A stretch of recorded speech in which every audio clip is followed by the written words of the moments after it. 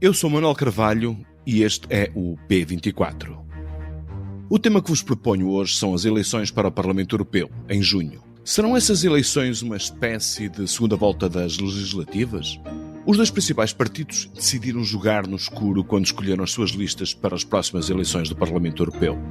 Nem o PS nem o PSD, via AD, decidiram apostar em cabeças de lista em listas onde prevaleça o pensamento, o conhecimento dos assuntos europeus ou a garantia de que escolheram os melhores entre as suas fileiras para representar o que de melhor tem o país. Decidiram, pelo contrário, inovar, para surpreender. O PS aposta em Marta Temido, uma ex-ministra e estrela em ascensão que parecia talhada para disputar as próximas autárquicas em Lisboa a Carlos Moedas. A AD foi ainda mais ousada e escolheu um comentador político conhecido pela sua assertividade, pela propensão para olhar a política pela lógica da trincheira e, também é verdade, pela velocidade da sua inteligência argumentativa. O que está em causa nestas escolhas? À superfície, vale a pena discutir o modelo, que claramente reflete mais obediência a lógicas de marketing eleitoral do que à substância política que se mede pela envergadura de uma carreira, pela densidade intelectual ou até pelo conhecimento profundo dos assuntos europeus.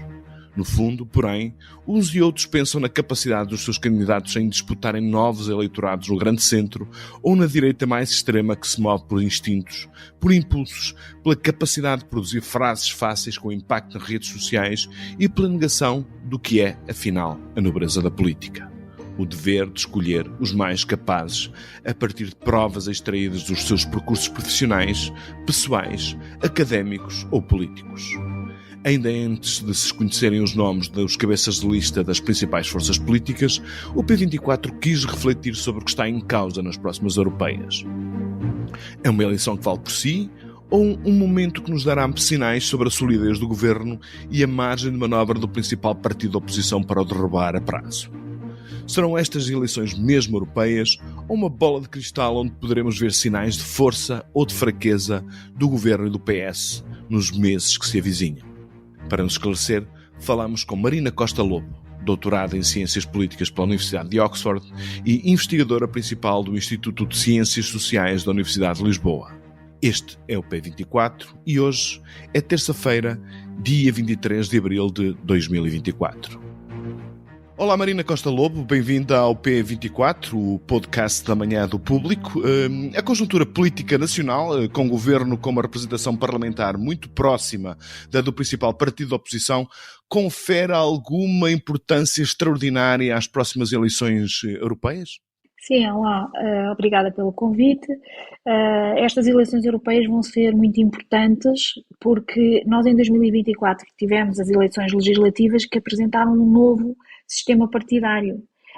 Tínhamos tido muita estabilidade ao longo dos últimos 20 anos e de repente em 2024 temos uma maioria de direita com 60% dos assentos parlamentares, com o Chega, que é um partido recente, que só entrou na Assembleia da República em 2019, a obter 50 lugares, um partido de extrema-direita, e que nas últimas eleições europeias em 2019 nem sequer elegeu nenhum mandato. E, portanto, aquilo que as europeias agora vão servir para, de alguma forma, confirmar este novo sistema partidário.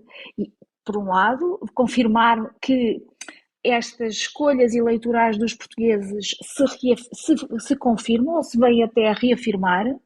Isso é importante porque vai repercutir na relação de forças na Assembleia da República, porque o Chega é um partido à procura da sua afirmação. Já está bastante afirmado, naturalmente, tem 50 assentos na Assembleia da República, mas quer continuar essa consolidação e as europeias vão ser mais um teste a essa consolidação. Por outro lado, tanto PS como PSD tiveram votações muito próximas agora nas legislativas e importa saber quem é que vai ficar à frente de quem. Isso pode ter, como cientista político, estou a ver que interessam-lhe essas duas dimensões. Por um lado, ver se aquilo que é o quadro de representação parlamentar, a distribuição de assentos ou de votos entre os partidos se mantém, portanto, na sequência das legislativas nestas europeias, e também já agora, portanto, será determinante esse resultado das europeias para se perceber se a precariedade do governo se agrava ou se, pelo contrário, portanto, se reduz. Sem dúvida. Para isso acontecer, portanto, o PSD tem que, ou seja, para se reduzir, para o governo ficar mais sustentável, digamos assim, o PSD precisa de ter uma vitória clara sobre o Partido Socialista. Só assim é que se consegue. Eu acho que há aqui várias métricas. O PSD deveria ter um resultado melhor do que teve em 2019. Em 2019 ficou atrás do PS. E deveria, idealmente, ganhar ao PS. Mas um resultado melhor do que em 2019 já seria bastante bom. Significaria que está a captar novo eleitorado? Significa que estaria a captar novo eleitorado, porque, vamos lá ver, o PSD ficou o primeiro partido, mas por muito pouco nestas últimas legislativas e, portanto, a ideia é que é preciso sair reforçado, é preciso conseguir afirmar-se.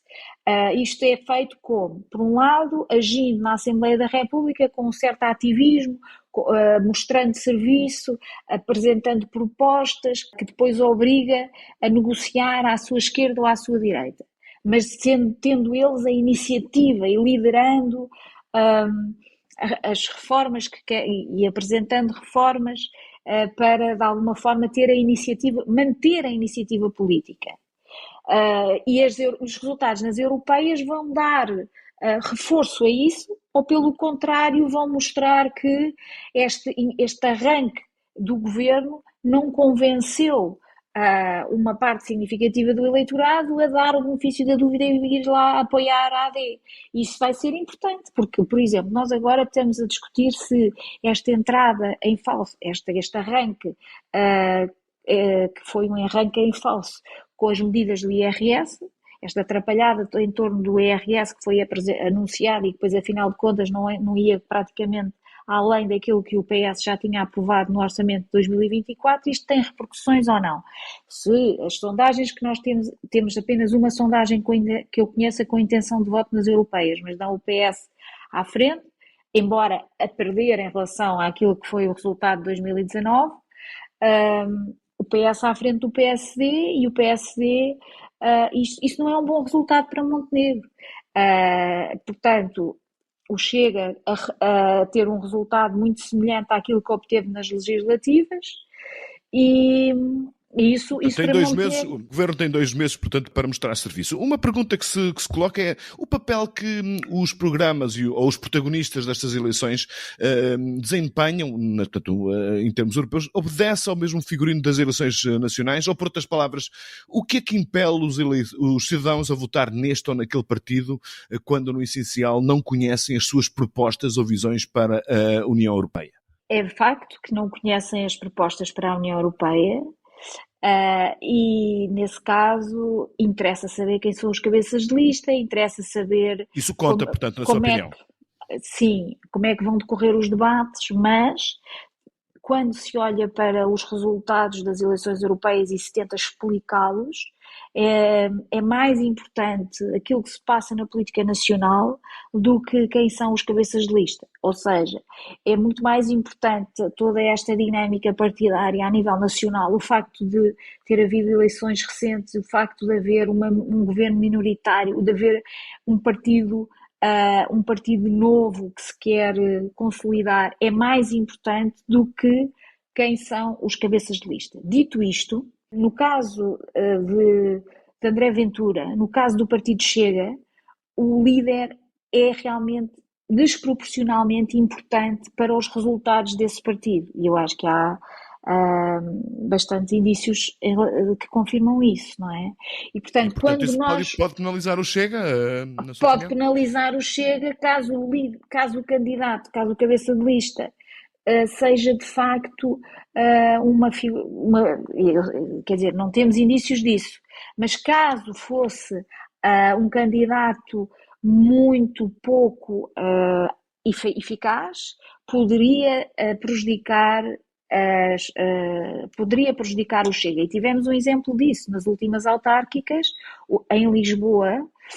O PSD, com moeda, excluiu o Chega, fez uma coligação alargada e, onde poderiam entrar todos os partidos de direita, com exclusão do Chega. E o candidato do Chega era particularmente fraco. E o resultado do Chega em Lisboa foi um autêntico desastre. Aqui estamos já num novo Chega, o Chega já ganhou 50 assentos na Assembleia da República, já não é o Chega das últimas autárquicas. Mas, de qualquer forma, aquele episódio mostra a importância. André Ventura é um ativo em si próprio e quando foi candidato às presidenciais é o André Ventura, mas aqui não vai haver André Ventura e, portanto, o André diretamente, Ventura pelo menos. diretamente. Só que na verdade, a política nacional é muito preditiva, vai prever o resultado das europeias, porque as pessoas, infelizmente, ainda dão muito mais importância à política nacional do que à política europeia, embora isso esteja a mudar também, não é? E é preciso ver que estas eleições vão ser travadas também sobre tendo em conta alguns temas, nomeadamente a guerra na Ucrânia. E aí a sondagem que já foi publicada mostra que há uma quebra no Partido Comunista, na CDU, e isso eu arriscaria a dizer que não é por acaso, não é indiferente. Portanto, nós sabemos que o PCP e a CDU têm estado num declínio, já que também existiu nas legislativas, mas aqui junta-se a questão do declínio que está em curso e que tem acontecido nas últimas legislativas, 22, 29, 24, mas a somar a isso também podemos falar da postura que o Partido Comunista adotou em relação à guerra na Ucrânia, que é completamente diferente e distante daquilo que é a postura do eleitorado português em geral. E no caso concreto do Chega, o facto de, enfim, o Chega não é propriamente um partido que tenha no seu discurso uma mensagem anti-europeia, mas por outro lado faz parte do grupo de partidos de pendor nacionalista que existem na União, que são claramente contrários, portanto, à União Europeia como ela é. O facto de haver um grande apego dos portugueses à União Europeia, todos os inquéritos o demonstram, não pode entrar em conflito com esse alinhamento internacional europeu do Chega e penalizar o partido de André Ventura? Poderá, e eu acho que isso vai ter que ser discutido nos debates e certamente que virá à tona essa pertença ao grupo parlamentar da Le Pen e do Salvini é algo que sinaliza um posicionamento bastante extremista do Chega, que eles estão sempre a negar, mas que ali não há negação possível e podemos depois ver os posicionamentos desse grupo parlamentar em torno de vários temas, e isso certamente será um dos temas da campanha eleitoral. Mas que os adversários procurarão virar contra o Chega. Poderão utilizar contra o Chega. Lá está, aí também será importante ver como é que correm os debates e quem representa o Chega consegue explicar este posicionamento que eles estão a tentar negar na política nacional. Para todos os efeitos, já que fala em debates, enfim, há uma regra, principalmente nas televisões, que tem a ver com a representação existente. O Chega, portanto, não tem eurodeputados, não tem eurodeputados eleitos, mas, enfim, olhando para a expressão eleitoral que tem e o poder político que tem em Portugal no Parlamento Nacional, é praticamente incontornável que tem que participar, portanto, nos debates da televisão. Enfim, qual é a sua opinião, Marina Costa Lobo? De facto, há aí um dilema. Mas que a ver a forma como a comunicação social tem tratado o Chega, até dando-lhe desproporcionalmente atenção, eu acredito que eles também tomarão essa decisão de incluir o Chega nos debates, tendo em conta aquilo que são as sondagens, não é? Porque uma coisa é ter sondagem, nunca tivemos um caso em que um partido que tenha obtido uma representação como o Chega obteve tão recentemente ficasse, se pudesse excluir. Eu penso que deverá ser incluído. Praticamente impossível. Muito bem, Marina Costa Lobo, muito obrigado. Obrigada eu. Em jeito de despedida, um livro. Memórias Minhas, assinado por Manuel Alegre. Mais do que uma autobiografia, uma leitura emocionada e emocionante da história de Portugal contemporâneo. Como se uma vida fosse capaz de espelhar a vida de um país. Como momentos como este, pode, claro que pode. Tinha acabado de fazer 28 anos, mas já tinha vivido várias vidas.